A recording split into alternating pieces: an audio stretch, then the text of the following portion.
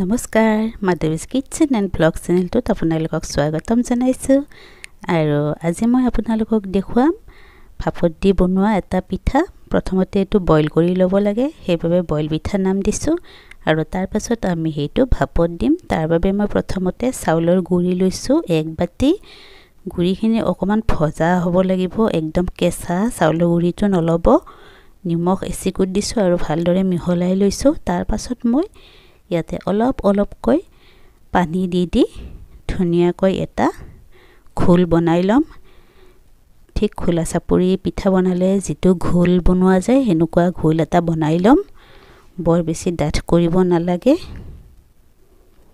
এনেদৰে অলপকৈ পানী দি ঘোলটো বনাব আৰু ঘি দি লৈছোঁ মই চাহ চামুচেৰে 1 চামুচ। তাৰ পাছত গোটেইখিনি আমি এনেদৰে হেতাখনেৰে লৰাই ঘোলটো বনাই ল'ম। মাজে মাজে পানীও অলপকৈ দি থাকিম, একেবাৰে গোটেইখিনি পানী নিদিওঁ। ভালকৈ এনেদৰে লৰাই দিয়াৰ পাছত আমি ঠিক এনেকুৱা হ'লে সেইটো সিজাবৰ বাবে ৰেডি হৈ যাব। মই এতিয়া গেছত কৰাহীখন উঠাই দিছোঁ, জুই একেবাৰে কমাই দিছোঁ আৰু ঘনাই হেতাখনেৰে লাৰি আছোঁ। ইয়াতে মই এতিয়া 1 কাপ গাখীৰ দি ল'ম। গাখীৰ কাপ প্ৰথমতে গৰম কৰি লৈছোঁ, তাৰ পাছত ঠাণ্ডা হ'বলৈ দিছোঁ আৰু ঠাণ্ডা হোৱাৰ পাছতহে মই গাখীৰ কাপ ব্যৱহাৰ কৰিছোঁ। আকৌ গোটেইখিনি এবাৰ এনেদৰে লৰাই থাকিব লাগিব, চাব যাতে তলিত লাগি নধৰে। এনেদৰে লৰাওঁতে এটা সময়ত এয়া পিঠাগুড়িখিনিয়ে কৰাহীখনৰ পৰা এৰা খাই আহিছে। এতিয়া গেছটো বন্ধ কৰি দিম। তাৰ পাছত কাঁহী এখনত এইখিনি উলিয়াই ল'ম আৰু ঠাণ্ডা হ'বলৈ দিম। 10-15 মিনিটমান সময় লাগিব। ফেনৰ তলত দিও ঠাণ্ডা কৰিব পাৰে। কেৰাহীখনত পানী ঢালি থৈ দিব যাতে পিছত চাফা কৰিবলৈ সুবিধা হয়। এয়া পিঠাগুড়িখিনি ঠাণ্ডা হৈছে আৰু এতিয়া মই ইয়াতে আকৌ 1 চাহ চামুচ ঘি দি লৈছোঁ। তাৰ পাছত ভালদৰে এবাৰ মঠি ল'ম। 2-3 মিনিট মঠিলে হৈ যাব, যিহেতুকে এই ডোটো ধুনীয়া কোমল হৈছেয়ে। ইয়াত গাখীৰ দিছোঁ আৰু গাখীৰে একেবাৰে সফট কৰি পেলাই এনেদৰে অলপমান সময় মঠি লৈ আমি ধুনীয়া এটা শ্বেপ দি ল'ম। মই এখন হাত ব্যৱহাৰ কৰিছোঁ, আনখন হাতেৰে কেমেৰা ধৰিবলগীয়া হৈছে। মোৰ কেমেৰাৰ ষ্টেণ্ড ভাঙি গৈছে, ভাল কৰিব সময় মিলোৱা নাই, গতিকে হাতেৰে আজি ভিডিঅ' কৰিছোঁ কেমেৰা লৈ। এয়া আপোনালোকে 2খন হাতেৰে এনেদৰে শ্বেপ দি ল'ব। ধুনীয়া ইডলিৰ পিঠাটোৰ নিচিনাকৈ এনেকুৱা শ্বেপ দি ল'ব। এয়া দেখিছেনে?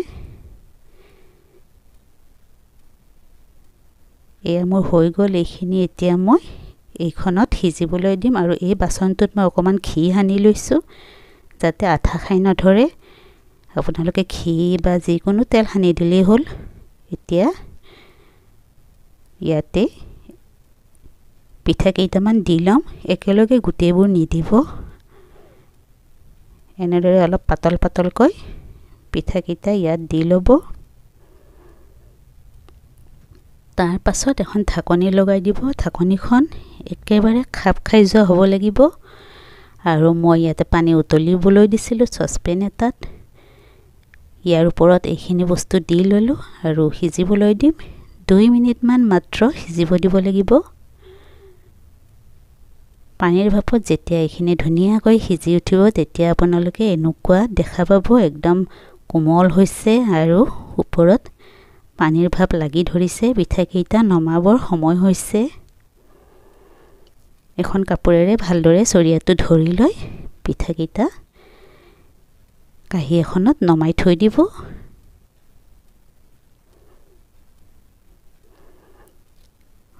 হাতেৰে লাৰি চাব, কোমল হ'বয়ে, আপোনালোকে ভয় কৰিব নালাগে। আৰু বাকীকেইটা পিঠাও এনেদৰে চৰিয়াটোত দি ভালদৰে সিজাই ল'ব 2 মিনিটমান। এয়া মোৰ বাকীকেইটা পিঠাও হৈ গ'ল। এতিয়া মই এইখিনি খাবৰ বাবে ৰেডি কৰি ল'ম আৰু তাৰ বাবে মই প্লেট এখন লৈছোঁ। ইয়াতে কেইটামান পিঠা দি লৈছোঁ। ইয়াতে আপোনালোকে চেনি ব্যৱহাৰ কৰিব পাৰে আৰু চেনি ওপৰত ছটিয়াই দি খাব পাৰে, গুড় দি খাব পাৰে আৰু একো নিদিয়াকৈও খাব পাৰে। ওপৰত সৰু সৰুকৈ ড্ৰাই ফ্ৰুটছ কাটি দি খাব পাৰে আৰু ড্ৰাই ফ্ৰুটছ নিদিলেও কথা নাই। কিছুমানে যদি গাখীৰ ঢালি খাই ভাল পায়, গাখীৰ বা ক্ৰীমেৰেও খাব পাৰে। যেনেকৈ মন যায় তেনেকৈ এই পিঠাটো খাব পাৰে আৰু কেতিয়াবা আলহী আহিলেও আপোনালোকে খুৱাই চাব পাৰে। এয়া চাওক, ধুনীয়া চফ্ট হৈছে, বনাবলৈও সহজ।